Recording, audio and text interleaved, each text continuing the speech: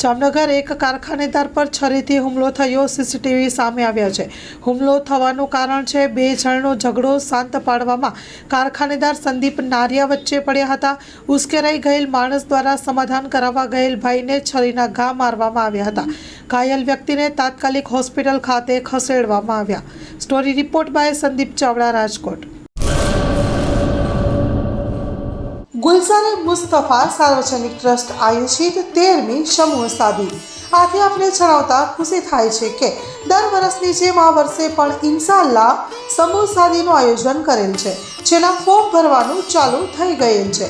સમૂહ શાદીના ફોર્મ છેલ્લે તારીખ 10/12/2024 સુધી સ્વીકારવામાં આવશે। સમૂહ શાદી ઇન્શાઅલ્લાહ તારીખ 19/1/2025 રવિવારે યોજવામાં આવશે।